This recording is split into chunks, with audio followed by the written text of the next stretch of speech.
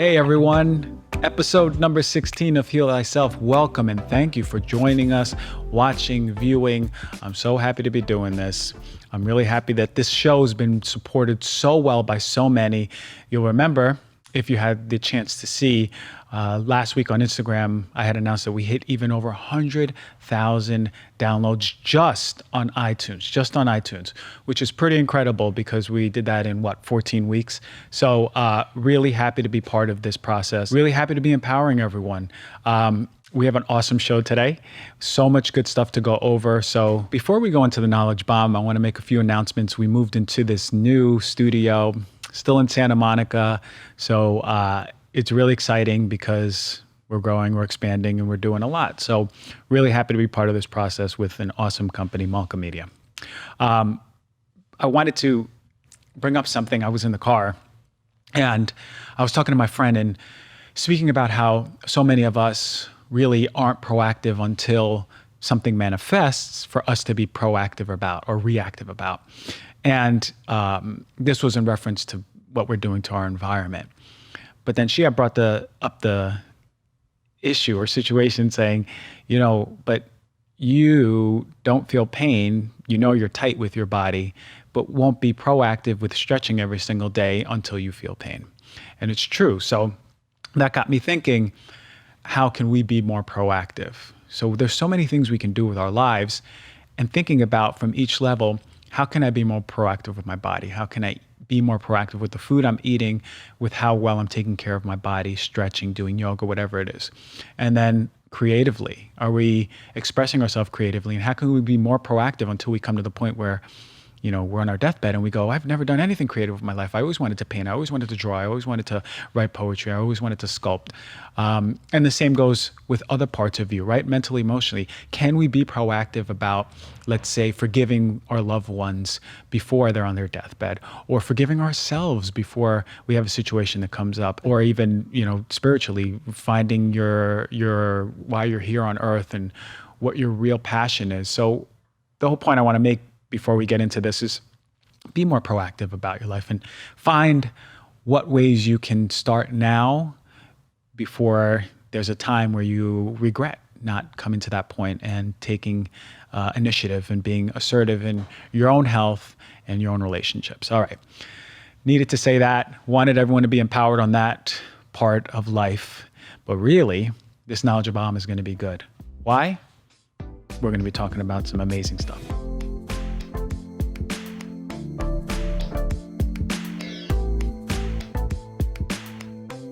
We're going to be talking about toxins. And toxins, this is my thing. I have been all about environmental medicine, what our relationship is to our home, our work, earth, people, whatever it is. But because I talk so much about it, I want everyone to be clear about who's regulating toxins, chemicals in our environment, what's being done about it, when it started, what people think about it. So we have to have a really good idea, because we'll be empowered enough to understand what we can do and what regulating authorities are trying to do. So in 1976, there was the EPA Toxic Substance Control Act. And this is the act that was initiated to regulate chemicals, right, in our environment. Contrary to what popular belief may say to this, it's not that they're saying, okay, this is a toxin and this is not a toxin, right? It's nothing toxic, non-toxic. It's really just a new chemical or an existing chemical. And it's going to get good. The Toxic Substance Control Act basically does not require any toxicity testing before submission to the EPA from the company that's developing the toxin or the chemical. And then there's no safety information required when it's submitted. So the EPA then has 90 days to determine whether this toxin is safe or deemed safe, basically. It needs to be able to present itself with an unreasonable risk to society. But they need to determine that based on computer modeling that they use that is outdated, antiquated, and really, really poor at evaluating whether the toxin is quote unquote dangerous or not. On top of that, the EPA has 90 days to do this. 90 days. That's it. You can imagine how long safety testing can take. As a consequence to all of this, with this 90 days deadline and with antiquated testing, they believe that actually only 40% of these submitted chemicals are tested for acute toxicity, are tested for mutagenicity. Do they cause cancer? If even they're even completed testing at all. But that's a generous percentage, 40%. And then there's even less data on long-term effects, right? So a lot of people focus on cancer, and rightfully so, especially with testing, but no one pays attention to developmental issues, infertility, reproductive issues in general, overall, chronic diseases, neurological diseases, how it affects the nerves and the brain, because we're starting to see so many of these chemicals affect animals in testing, unfortunately, but affecting animals to the point where it's destroying their brain, right? And this will bring me to later on the show what I'll be talking about, but I want everyone to understand that these chemicals just flow in, right? We already know 62,000 were grandfathered without even asking, is it toxic? Does it cause cancer? No. When this act was initiated, 62,000 just ran in. So they opened their doors, and there was just a huge influx of chemicals. So already the 62,000 are in question. All right. Then the other ones, the new ones that have come out since the 70s.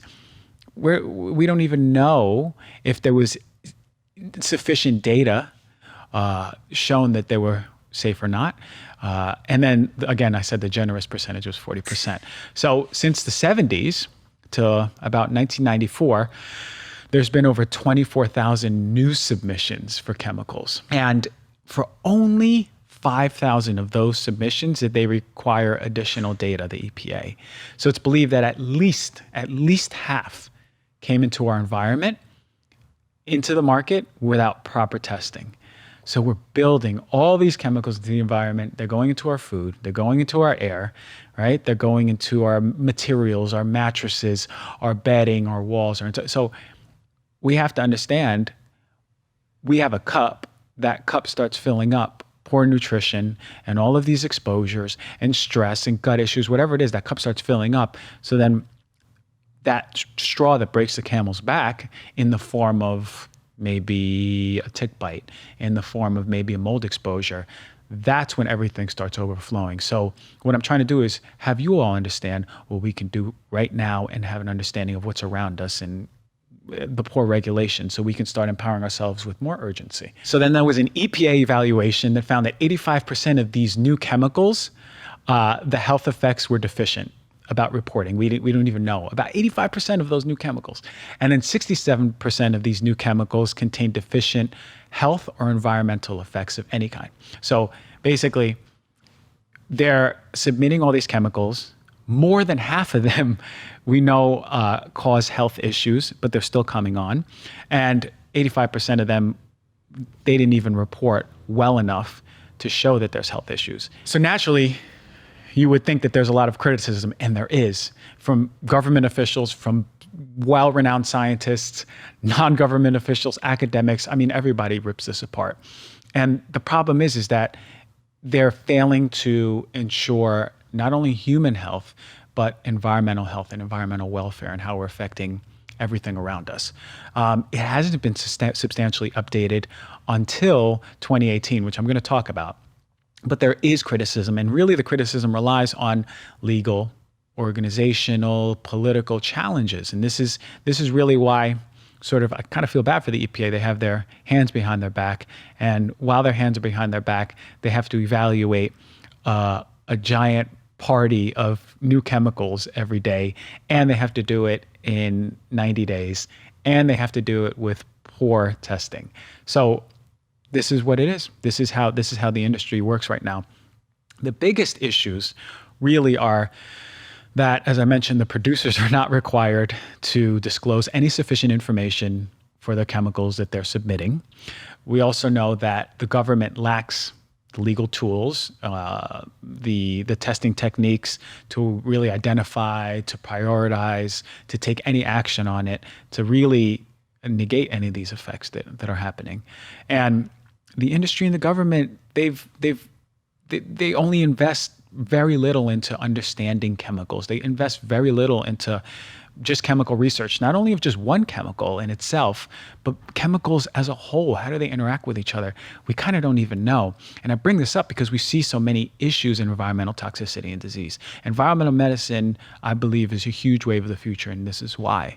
And even when these producers submit their chemicals, there's trade secrets. So sometimes the EPA doesn't even know what chemical is on the application that it's referring to, and doesn't know even how to test it. This is really happening. Can you imagine this? This is a high-level testing in the government that you would believe does all of its due diligence, turns over every stone, but at the end of the day, it really is a shit show. So the biggest update since the 70s for this was in February of this year. And the EPA released finally an updated Toxic Substance Control Act.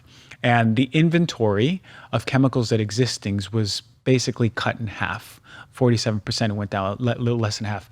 It went from 86,228 chemicals. That's how many chemicals were just floating around in the environment. Majority, we had no idea what they do alone, certainly not as a whole. And they cut it down to 40,655 chemicals on the inventory. Great. Still, 40,655, majority of those we don't know what they're doing to us, but it's a step in the right direction. It took more than 50 years, 60 years, but it's happening. Great. I'm happy to hear that. So how do we move forward? Really empowering ourselves. The whole point I did this little spiel on Toxic Substance Control Act is because I want us to all understand where we're at.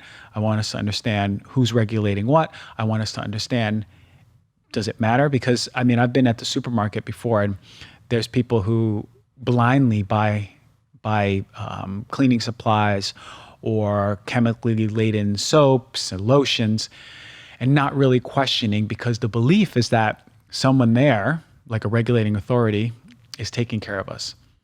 But they're not. And now we see, I've presented you with the information to understand, because no one is taking real good care of us, watching out for our health, that we should do it for ourselves and each other, our families. So be empowered. Let's make a change. Understand chemicals, understand Environmental Working Group, which is the best reporters of these chemicals, and understand that we can empower ourselves. Listen to the product reviews, do your research, and look, let's go to the product review. It's going to be a good one. I'm going to empower everyone how to find out what to do in their home when it's dirty.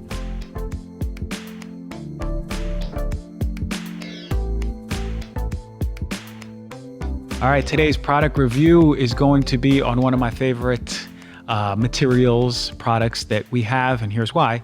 Because who doesn't, under their sink, have cleaning supplies? All-purpose cleaners, bathroom cleaners, tile cleaners, kitchen sink cleaners, whatever it is.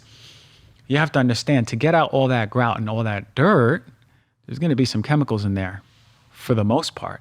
But believe it or not, there's some out there that are much cleaner, much or as effective, and we need to know. In this industry, greenwashing is rampant. I put up a post a while ago, or a story on the grading of one of these that I'm going to be talking about, and people were going crazy. They go, well, it's at Whole Foods. Well, I can't believe why. I mean, this is something that it says natural, it says clean.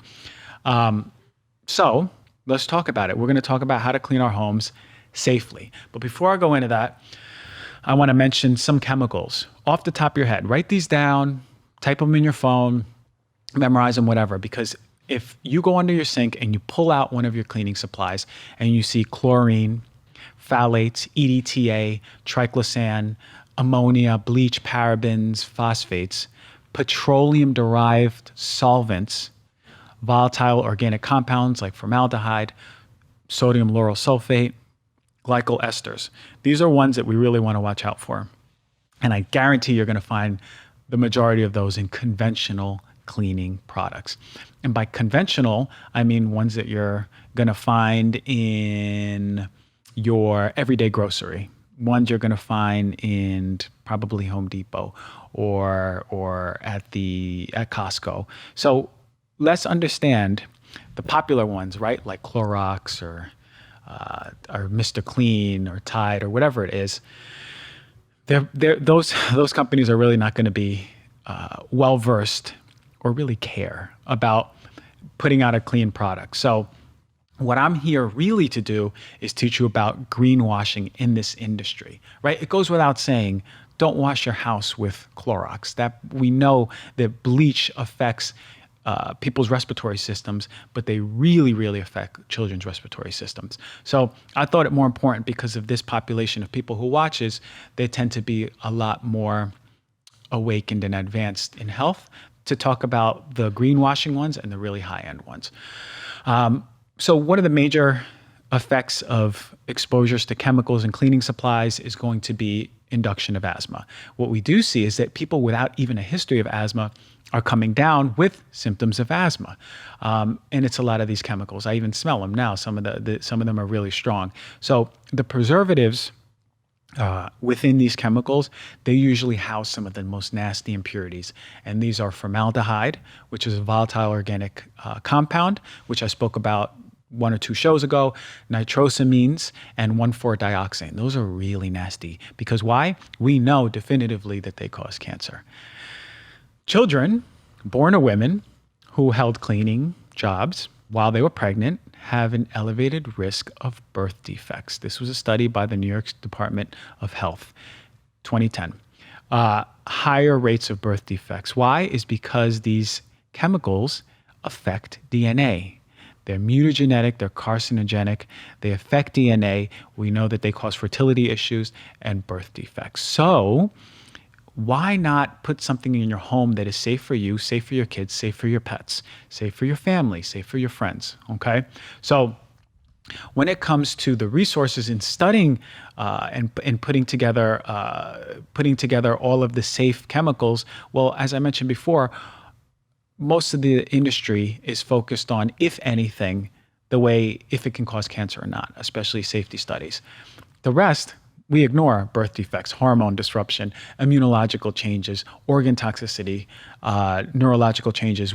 Those are more, there's not many resources that go in there where they just really care about cancer, rightfully so, but it does a lot more than that. So the Consumer Product Safety Commission is really the body that looks over cleaning supplies, and it's a U.S. government agency.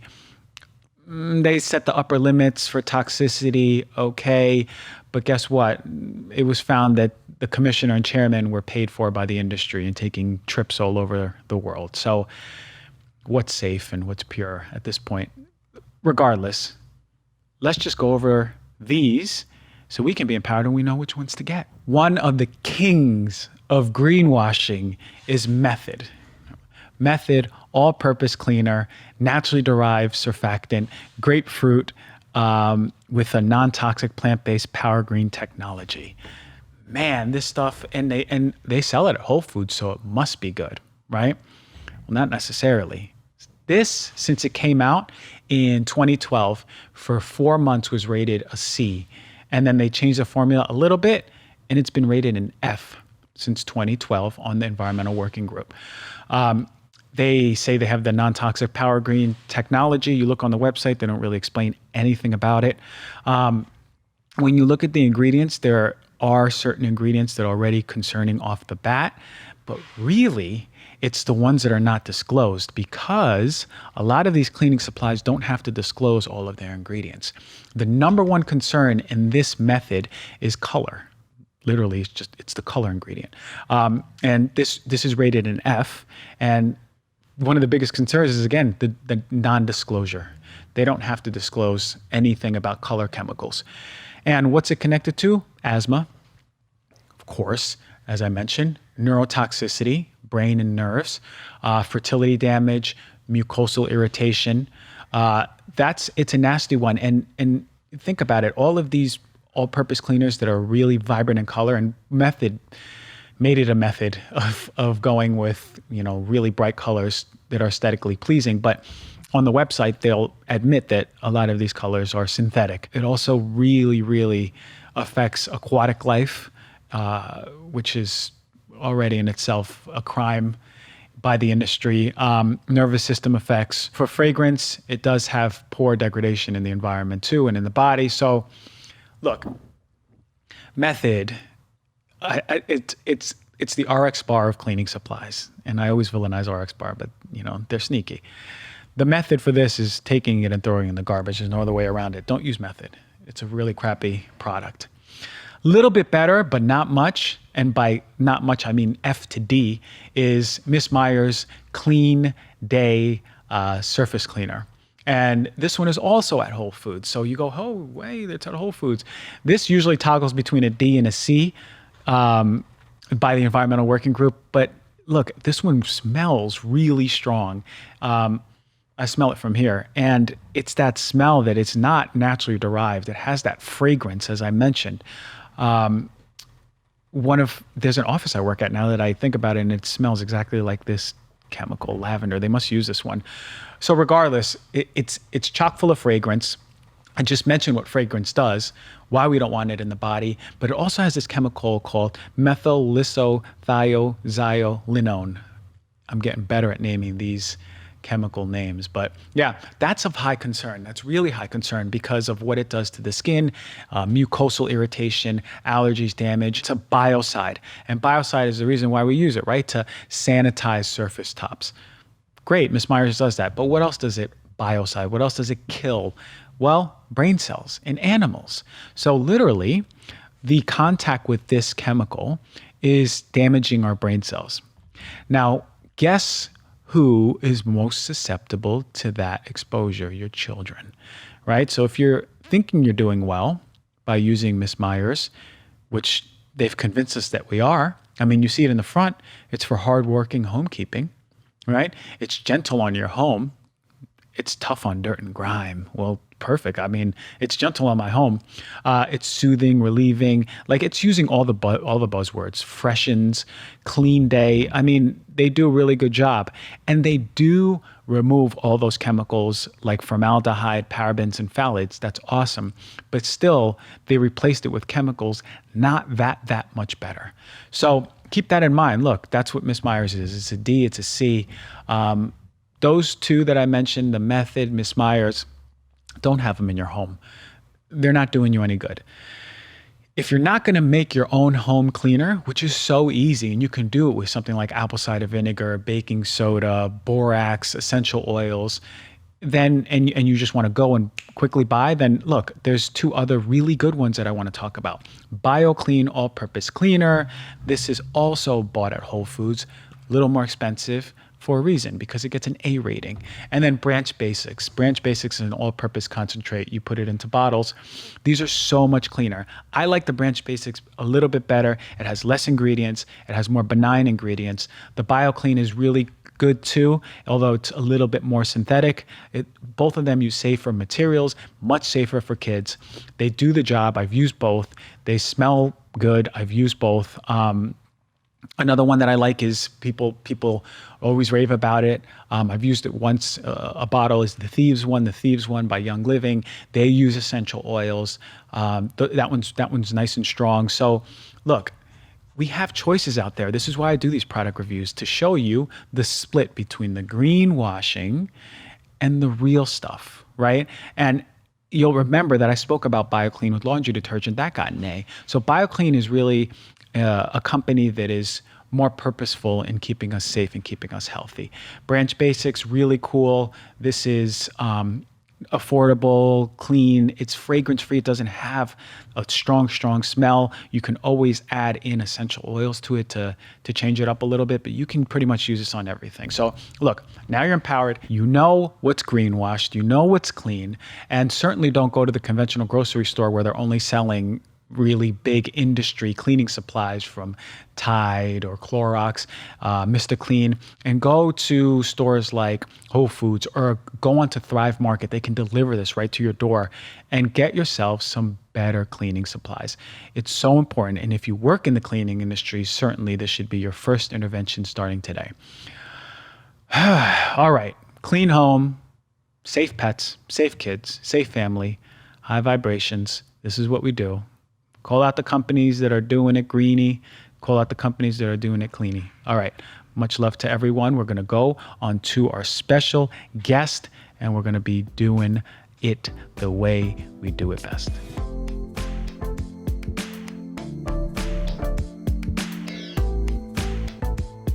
All right, today's special guest is a very special guest because he got on a plane from Seattle, flew over here to drop some knowledge for everyone. And I've purposefully not been talking about Lyme disease for this reason, because we are going to learn a lot. I can't wait to have this conversation. Please, without further ado, Dr. Patrick Fox.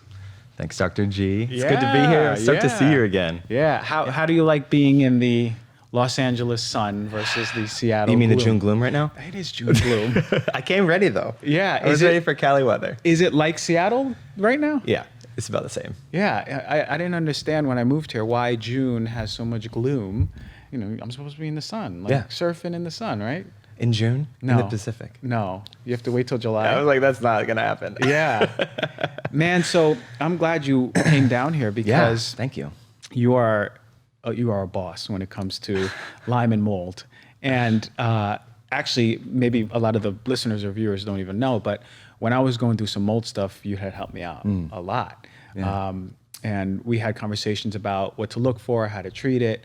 And knock on wood, I'm better. Good. And a lot of these treatments or your protocol has really helped. Yeah, good. And I'm happy to hear that. And always, right? And I think that's the beauty of being a naturopathic doctor, is having like a large variety of things to do, right? Yeah. You might hit a wall with a protocol, you might hit a wall with a treatment, and then you're like, wait, let's take a step back and view it again from a different angle, figure it out from there. So, Yeah. And your tool belt, you have a lot of modalities in there. Yeah, that's really what the clinical focus for me was in my training, was just having more tools, right? You know, I grew up on the East Coast, thought medicine was one thing, and then learned medicine could be all kinds of different things. And I think that what I love that we do is that we just get to help people. Yeah. And we have the best tools to do that. Yeah. And sometimes it's conventional stuff.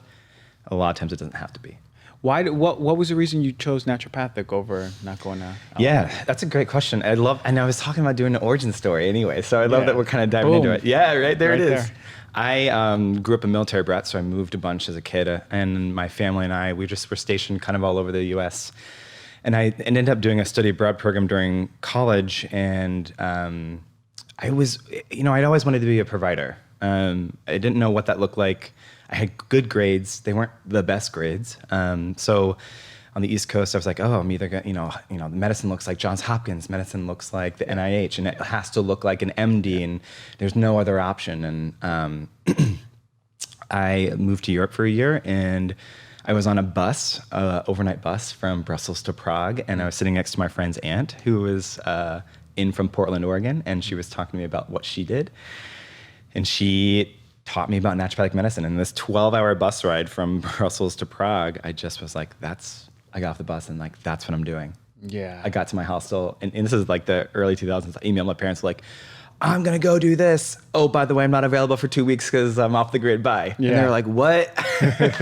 2 weeks later, like, what were you doing? What are you mumbling about? Yeah. And so I connected with it in a way that felt like me. I was a generally healthy kid growing up. I think a lot of NDs become NDs because they weren't healthy and they had to find their way. I was lucky and blessed enough not to have that be my story, but I just love having more tools, like you keep saying, more tools in our toolbox, more ways to connect with people, more ways to approach a problem, more ways to view a problem. Yeah, more time too, right? And that's more time. And like that's really what, for me, that's Lyme. And I think a lot of people think Lyme, that get really scared and really freaked out. Really, it's just a multiple systemic infectious disease syndrome. Yeah. That's what we call it. Because it affects tons of stuff.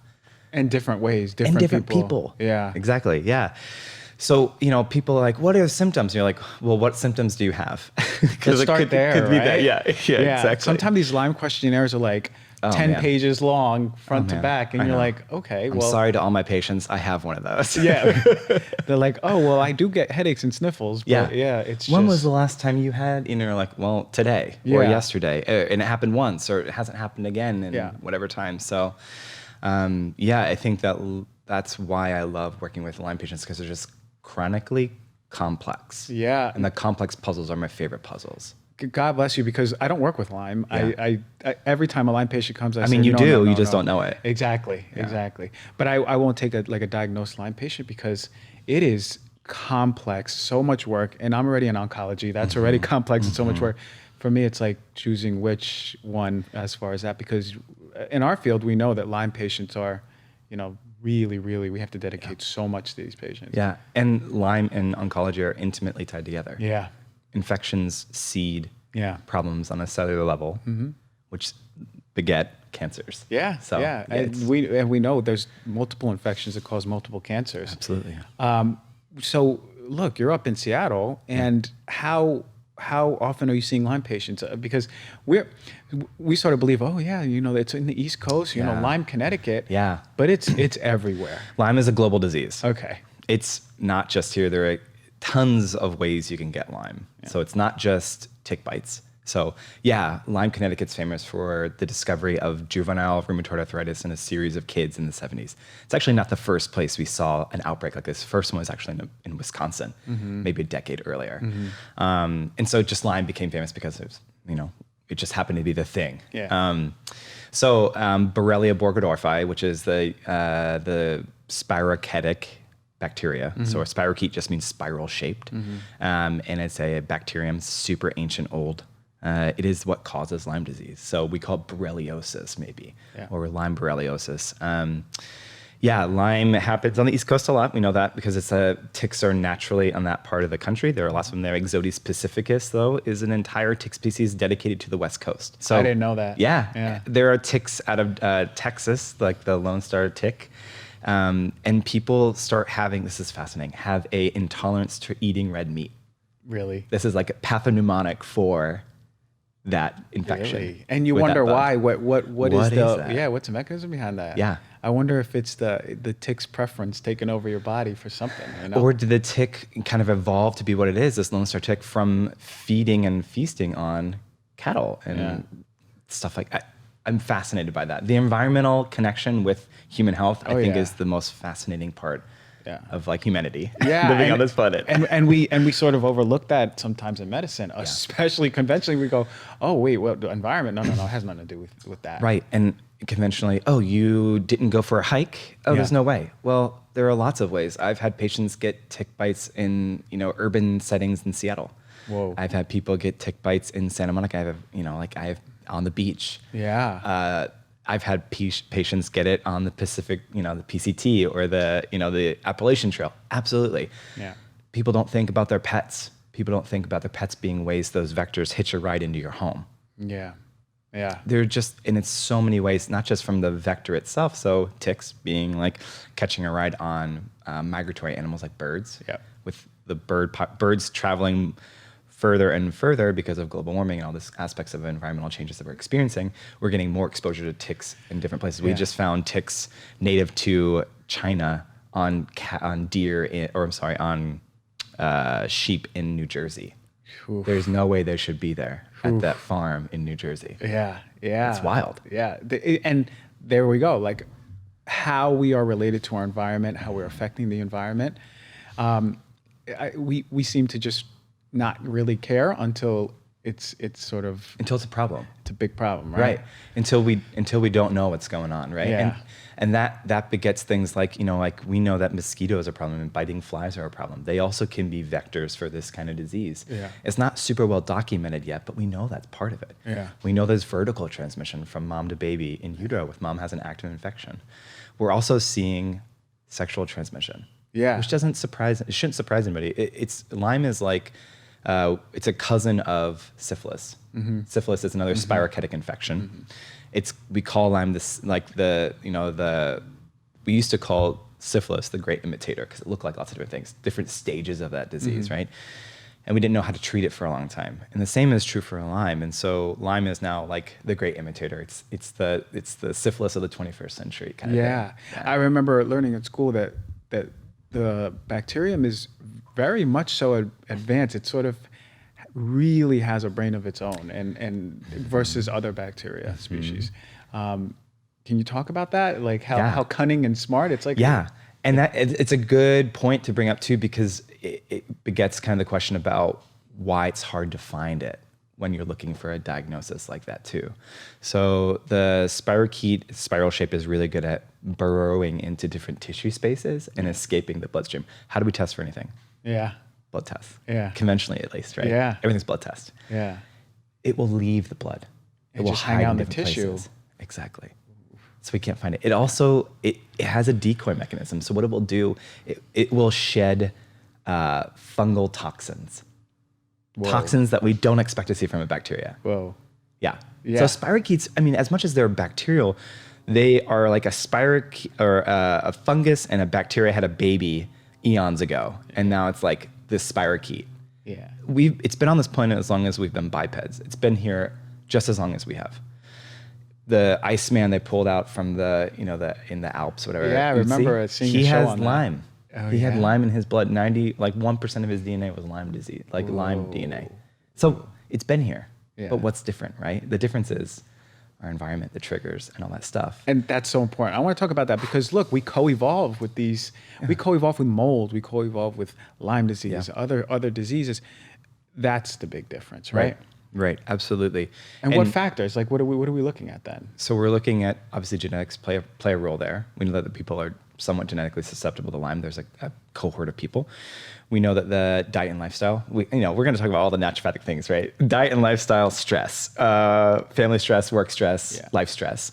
How's your diet? What's that look like? What other concomitant issues are going on, right? Other diseases, other cardiovascular problems, maybe they're musculoskeletal or gastrointestinal issues, right? History of medications.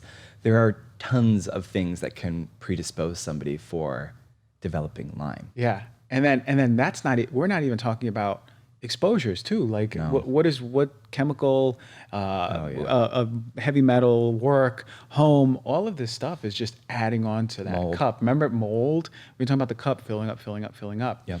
And then that tick bite is sort of just overflows that cup. The best way to talk about it, I think, is we study this really well with ticks. So when the tick latches on, it's not the tick, it's the bacterium within the saliva of the tick. So it's injecting that in as it's feeding on you, right?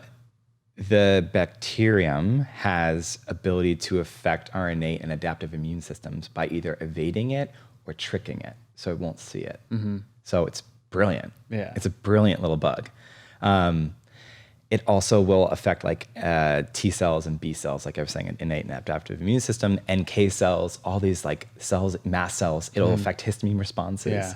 Yeah. The cytochrome cascade, the inflammatory cascade that happens when we have anything like that, it just turns it upside down. And then constitutionally, based on the way we're made up, is expressed differently. Yeah. Right? And Lyme doesn't come alone. Lyme has a posse of friends. Lyme does not show up to the party by itself. Usually never. Borrelia, these polymicrobial, meaning multiple infections, is so common. Yeah. Babesia, Bartonella, Ehrlichiosis. You could just keep Rickettsia, Rocky Mountain. You just rattle off all these things, and they are just right there with it. Yeah. And they have their own problems, right? They're intracellular, or they just hang out here, or they have this constellation of symptoms, or this thing is showing up, and they won't be pulsed in the same way. So it's so much of Lyme it's not just Lyme, it's a bigger, broader picture than just that. How are we missing the boat on Lyme disease, and why is it such a huge problem, conventionally speaking? That has to do with the criteria by which we diagnose it from CDC standards. The CDC criteria is too narrow, and it's really difficult to achieve a positive Lyme. And that kind of has to do with the way it was set up in the 70s. And the biggest issue is that the testing in general is not specific or sensitive enough. Check. That means you're not going to get a positive diagnosis even when you might have it, and it's rarely a false positive. Having Lyme doesn't confer immunity either. If you've had it, you can get it again, kind of thing. So when we look at the diagnostic criteria, it's too narrow. Yeah. It's meant to just look at Lyme arthritis as the thing. Right. And not including all the polymicrobial infections or the other manifestations, right? My patients, they've got multiple joints that are achy or painful, or they'll describe neuralgia and neuritis and numbness and tingling and nerve pain and GI, but it's not just one thing. And I think that it misses the mark because conventionally we're just going to be looking at, is it in the blood? If it's not in the blood, then it's not a problem. Yeah. And the false negatives are really high on that test because we were saying it leaves the blood. It doesn't hang out there. Yeah. Lyme it's a clinical diagnosis, and I think that has to be taken into account. I think NDs are really poised, and integrated providers are really poised to manage this the best because of our ability to look at the whole picture, and not just siloed things where it's all everybody's individual and in individual silos. That's not good medicine, and that's not how you properly diagnose or treat a clinical disease like Lyme. So people who are going that route, are they getting treated, right, with their round of antibiotics, and then that's it? The assumption is you'll be fine after this, right? But that's not usually what happens. Right, exactly. And it's not what happens for probably about a quarter to a third of people who are diagnosed with Lyme, either an initial tick bite and they get treated with their medication. Yeah.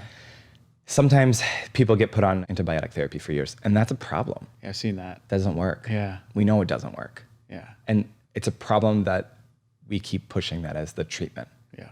And we know research studies are showing that even if you do use antibiotics, you're improving your odds by using things like antioxidants and using herbal medicine alongside of it. We can see that really in the research. It shows that patients do better. Yeah. Even if they don't use it, they do really well. Yeah. Diet, lifestyle, herbal supplementation, vitamins, nutrients, electrolytes, repletion, minerals, all the things that we're just lacking. Yeah. Just in a From foundational the get-go, level. Yeah. And that's go back to the cup, because that's nutritional, right? That's the part of filling up the cup, right? And Yep. and how many of us are nutrient deficient? Everyone. Yeah. Well, our soil is depleted of nutrients. Yeah. And then we can get a whole conversation about I do a lot of the nutrient testing too, and I'm like, oh man, why is everyone is depleted? Even if you're buying organic. Even if you're buying organic. I mean, my magnesium was low. Everybody. A bunch of my minerals. I'm like, well, that's why we have to really think about daily repletion or the importance of what we're putting into our body. But even at that, again, soil, right? So, but how important is the role of then diet with people managing Lyme symptoms plus getting better then? And that's going to be individual for everybody. A lot of people talk about anti-inflammatory diets, which oftentimes, we can rattle off dairy-free, gluten-free, sugar-free, soy, you could just rattle them all off. Yeah. For me, at the end of the day, it has to be sustainable. If a patient can't do it, it's not worth trying to make them do it. Yeah. That doesn't, for me in my head, you got to want to get better. Yeah. And what tools can I provide somebody to get better? And it's not going to be a short go. It's going to be a long process. Yeah. So for me, I always start by just treating the gut. What's funky in the gut to begin with?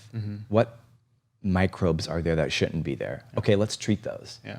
And then let's look at trying to do what's anti-inflammatory for patient A versus patient B. They're going to be different. Yeah. And patients are going to do different things. You got to meet them where they're at. Yeah. So I struggle to answer your question. In an ideal world, gluten-free, dairy-free, sugar-free. Yeah. Eating all organic, mostly plants, protein, great, healthy fats, yes. Yeah. But that's not real life. Yeah. And sustainable to some people, really, to be honest. And not sustainable, and it's not necessarily inexpensive. Yeah.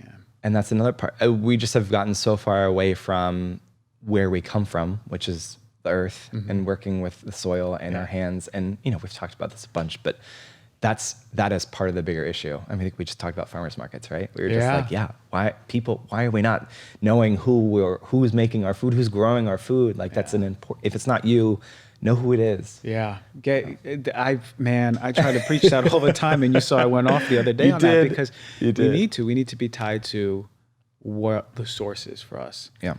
And get back to nature. I mean, we have all of this modern technology and changes. I feel like we're going to come full cycle at some point and go, well, how can I get back to nature? Yeah. Right? Because it's great accessing all this information and having accessibility to all these different types of food, and maybe a watermelon in the middle of December, but at some point you're like, well, how can I change this? What can I get back to nature with? People with Lyme, how bad does it get when it progresses? What do we see? Because everyone, we hear, the joint pain, the muscle pain, some gut stuff, and some nerve stuff. But what are some really interesting things that you may have seen in your clinic? So some of the patients that I've seen in the past, some of their tumors have Borrelia in them. Oof, that's mind blowing. Yeah, and that one just shook me. Yeah. It just, what? Yeah. Why is this here?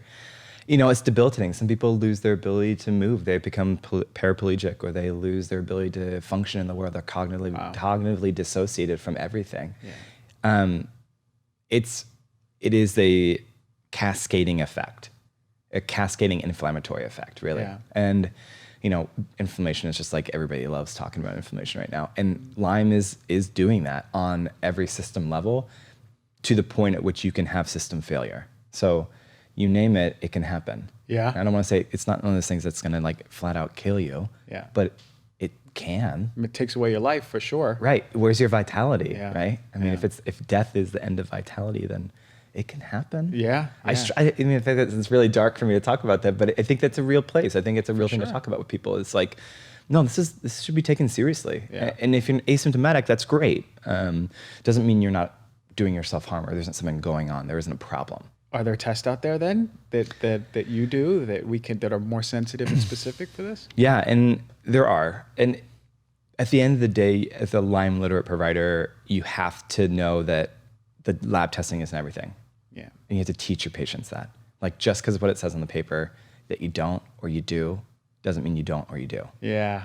And I think that blows people's minds. And it blows my mind, Blood testing is still a great way to test for things. I like doing like a really broad scope for a whole bunch of things, not just vector-borne illnesses, but underlying bacteria and viruses that are hanging out that have been there maybe. Mm-hmm. I've seen a little bit more like Yersinia species coming up in patients recently. So like the species that cause the bubonic plague, like it's positive in a bunch of people, which is weird. Yeah. It freaks me out a little bit. Yeah. Where are we going with that? Yeah, what's that one? What's that about? I'm gonna keep my eye on that. You can do DNA testing for sure. And you can DNA test for individualization of the species that's going on. Sometimes that's necessary. Sometimes it's not. And I think, again, looping back into like the clinical diagnosis piece, that's really where it's at for people. Yeah. And I think if I can advocate for patients, it's like, I want other providers to take patients seriously. Yeah. Yeah. Like, you really got to listen, and you really got to take it, sit with it, ask really good questions because you're interested, and not just because it's like checking a box or whatever else. Yeah. And that's where you really have to look for someone like you who has a passion for these disease processes, because if you're just doing it, do it. It's not, I mean, Lyme is, if that's life's work and you have other things that you work with, but these patient populations can be heavy. Yeah. I had one Lyme patient in school, and I was like, oh, well, I'm not going to work with Lyme. I'm not going to be a Lyme doctor for sure, because I'm like, this is so heavy.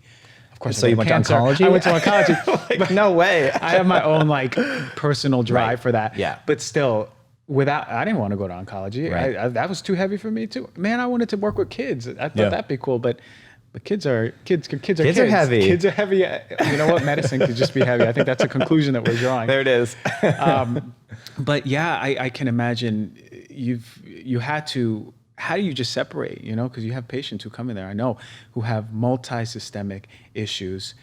Really, just their vitality is at its wit's end. Mm-hmm. These people are looking for help.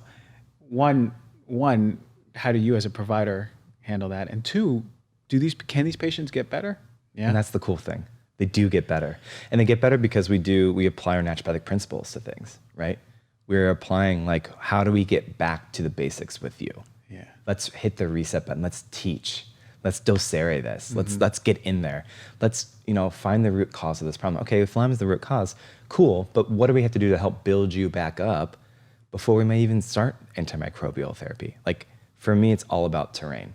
If somebody's coming in super sick already, I'm not going to start them on antimicrobial therapy. It's going to blast them. Yeah. And then they're not going to get better. Yeah. And they're not going to want to come in and do the stuff, right?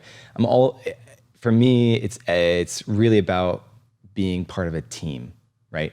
Your teammate is that patient, and you and the patient are working together, because I may have information in my head and I may disseminate that information to you and tell you something, but you got to do it. Yeah.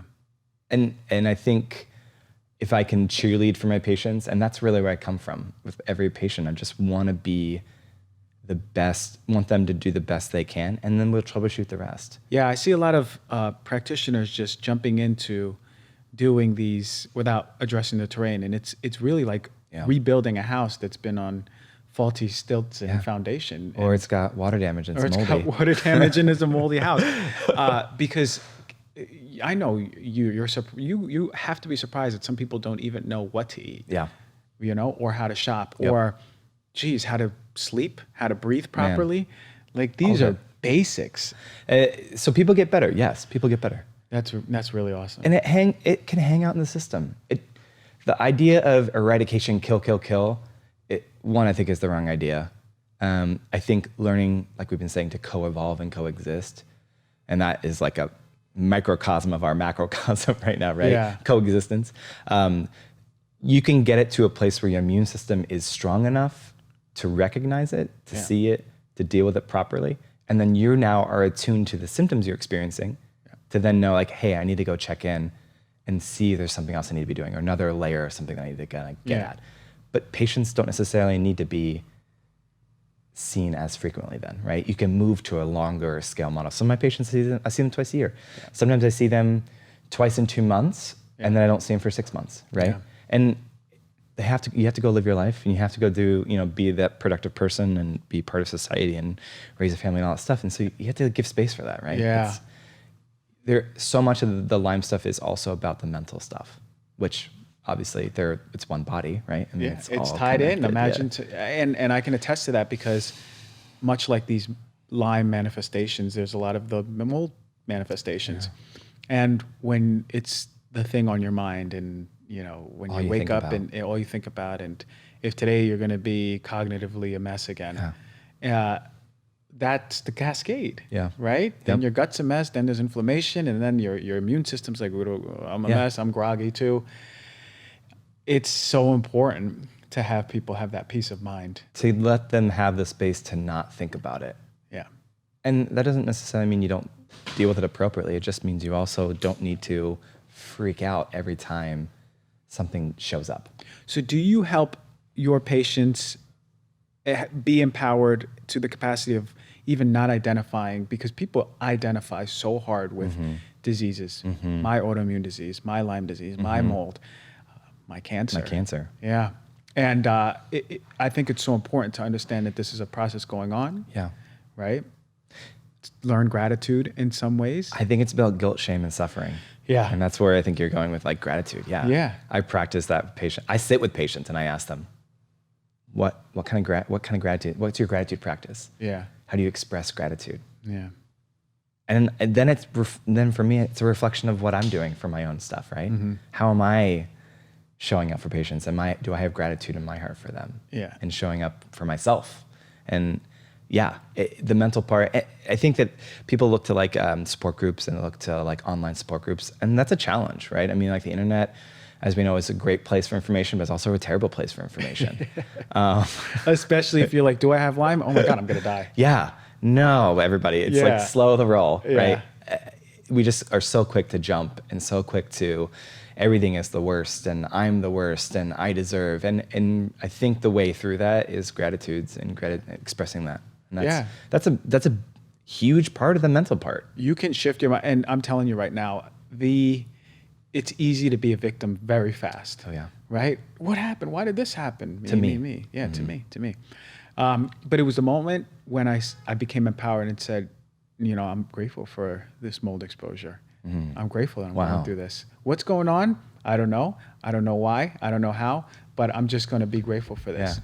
And I said it every morning, how grateful I was for mold exposure, how grateful I was for brain fog. And at the very least, that became very empowering, right? Because at that point I said, you know what? I'm going to take control of this situation. Yeah. The shift in the mindset is everything. It really is. And I see that in cancer.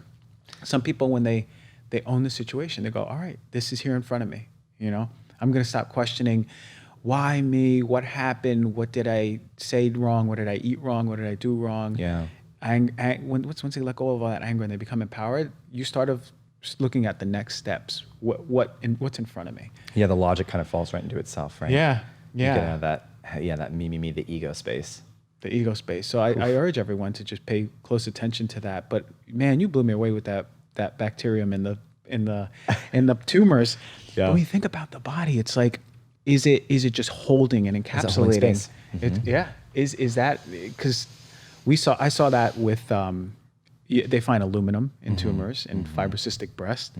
They find heavy metals. They find other toxins in tumors.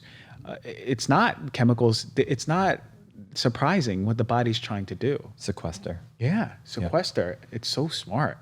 Yeah, it's evolved to do this. Yeah, but we've just inundated it with so much more stuff. Yeah, way more stuff, and that's the Lyme thing too. I mean, like I was saying, Lyme's been here as long as we've been on 2 feet and walking around. So it's been part of our human experience as a species, and we now see it as an explosion of problems. But it's exploding because of what humans are doing. Yeah. Right. So we are intimately tied to our environments. We're intimately tied to what we're doing to the environment, and it's being reflected back in our bodies as dis-ease. Yeah, that's why I've grown so close to environmental medicine since I've been out of school. And I was like, this is I wish we had gotten more environmental med. Yeah, we had like a semester or two, and I was like, okay, well, I guess this makes sense, but we need way more than that, and that's to me, that's where a lot of things are going. Yep. And in the way we live, and in the way we have an understanding about what we're even sleeping on. I mean,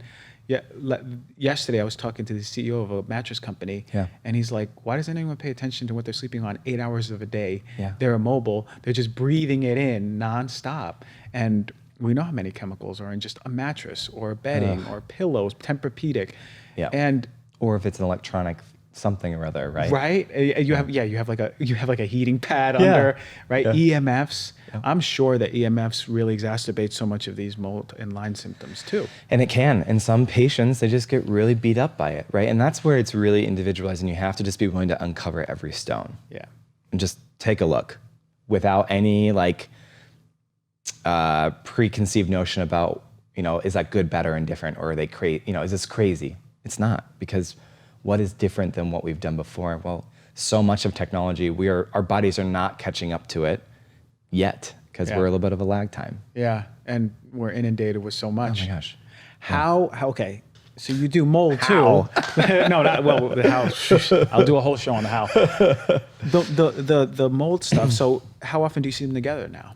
A lot. Yeah? More and more frequently. And I think that's, if you have patients who people will be, a certain set of the population will be genetically susceptible to Lyme. Yeah. That means their immune systems are not able to properly clear the antigen when it shows up. So if you get a tick bite, you get the Borrelia in through the saliva of the tick, you now have possibly the erythema migrans, the bullseye rash that happens in next to no one. Crazy, huh? Maybe a quarter of people. We're taught maybe that less. Conventionally we know. We're that's what it is. It's what it is. You didn't get a rash, you didn't have it. Yeah. And that's not true at all. Whoa. And then, so you get so you get that exposure, and then you don't clear the infection because your body doesn't know how to. Genetically speaking, you have a mutation. It's up to 3 different genes, 6 alleles that could be mutated. And those patients that are that Lyme specific in that mutation are also mold sensitive. Yeah. People are becoming more and more mold sensitive because we don't build buildings the right way anymore. Building biology is a fascinating topic. It's on my to-do list to research. My brother's going into it. Cool. Yeah. Thank you. He's Thank you, little Gonzalez. It's true. Isn't that cool? That's so cool. We lost it. And I heard that in the 20s and 30s, we were building buildings much, much more stable, much more mold free. And then after that, it just changed. Plasticizers, yeah. Oh my gosh. And I live in a rainy area, meaning we have 300 some odd days of clouds. New York still gets more rain than we do, but they're building buildings traditionally in the Pacific Northwest, they didn't build buildings until it was summer and it was super dry.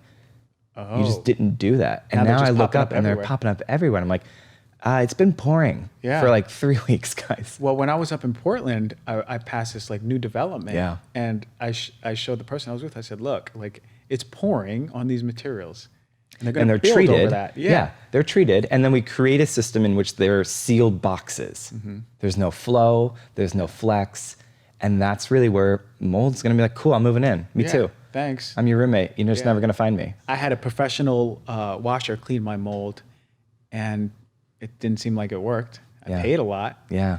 Because we brought it to the new house, and in the guest room, I walk in, I was like, oh no. Yeah. Like I'm getting heady again. We talked like about that. Yeah. I threw all away my last bit of clothes, like the ones that I really wanted and treasured and like I've had, I just threw them away. At some point you say, forget it. And what does that let you do? It opens up space for new. To redefine yourself, build yourself anew. Yeah, like I'm like, oh yeah. Like this is a new version of me that's happening now. Evolving, becoming. Yeah. And that's the thing about the Lyme and the mold combo of patients. And it's tricky. And you're not going to get better if you stay in a moldy house. Period. Or a moldy place. Period. Yeah. And I'll hang in there with you. I'll tell you that. Yeah. You can't not. You have to be like, this is the deal. If you stay here, we probably won't be able to get you well. We can sauna you. We can get you to bind everything. But if you're consistently being exposed, that comes back to the environment. There's no way. Literally every piece of me that was pre-mold is gone. As far as clothes, books, furniture, you know? Yeah, sit with that. Isn't it? That's going to be a neat little journey for you to kind of like reflect on that and deal with that. But not coincidentally, as we just said, I took it upon myself to create a new version of me based on that, right? I said, all right, I've cleared all of these old identifications of who Christian Gonzalez was. Right. And at that point I said, all right, now there's a clean slate. That's pretty refreshing. And not just in a mental, emotional way, but in a physical body way. Yeah. You're not sick anymore. But I see the heartbreaking part of mold. That's why I identify so much with it. Yeah. You know, but and you it's just, expensive. as a provider, you hold space for that. Yeah. And you don't yell at people. You don't make people feel bad. Yeah. So what are your plans now? What are you going to do? Are you gonna do any work out here in Cali for my Cali people listening? You know, I know you're gonna get a bunch of people asking you about Lyme stuff. So. Yeah, well, I love California, as you know. I talk about coming down pretty often. We'll see. Yeah. We'll see what's going to happen. Cool. I just like to let things kind of unfold. Guided as I can, but also recognize I love where I am, and that's an important piece too, where I feel healthiest and where I feel happiest. Yeah. But I also, 2 hours on a plane is nothing for me. It's nothing. I love being down here. Yeah. And any plans, programs? Are you going to write a mold book, a Lyme book? Oh man, we need this from you. Yeah. I haven't thought about writing. What I really like, I've just kind of really started consistently being good at my social media in terms of Instagram, which, for me is kind of like writing a book, I guess, because I try to give information I think is useful and unique and specialized. I don't know yet. I think those are interesting ideas. I think we're seeing a lot of that happen, which I like a lot. And there's also that imposter syndrome, right? Do I know enough yet? Have I worked on this enough yet to be good at it? And I think that's to be frank, that's my internal work to work on, right? I am good enough. I can do this. I'm doing it. Oh, I'm showing up on Dr. G's show. Yeah, you are. I'm here. I have arrived. Yeah, you certainly are, man. And much, much more educational, advanced than just plain old Lyme doctor who doesn't know about the truth about Lyme, right? Right. Conventionally speaking. So, people need you. Yeah. So thank you. Yeah, put it out there. Yeah. Because we'll eat it up. Really, and practitioners, we'll just learn from you. It's awesome. So you're in Seattle. I'm in Seattle, Washington. Yes. Okay. So anyone in Seattle who's listening, you need to get up there if you have Lyme. There's no questions about it. Yeah. Fly up. It's a cool town. Yeah, cool town, and make a weekend out of it. And then your Instagram? Instagram, Dr. Patrick Fox. Okay. That's me. Do you have a website? PatrickFoxND.com. Okay, so now you can find. There's no excuse not to find. I'm findable. He's you can findable. Google me. I'm on the Google machine. Yeah, he's a big personality too. So yeah, it's that East Coast nature. It's the East Coast nature. Thank you. Thank you. Thank you, Doc. I so much gratitude for you.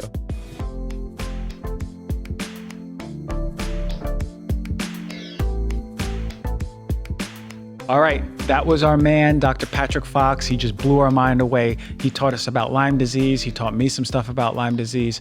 If you have Lyme disease, please reach out to him. Go on his Instagram, find him, have a conversation with him. He's a Lyme boss, as I mentioned. If you have mold issues, the same thing. Such a good, pure, naturopathically based practitioner who I have so much love for. We are changing so many people's health by these principles, and I love that.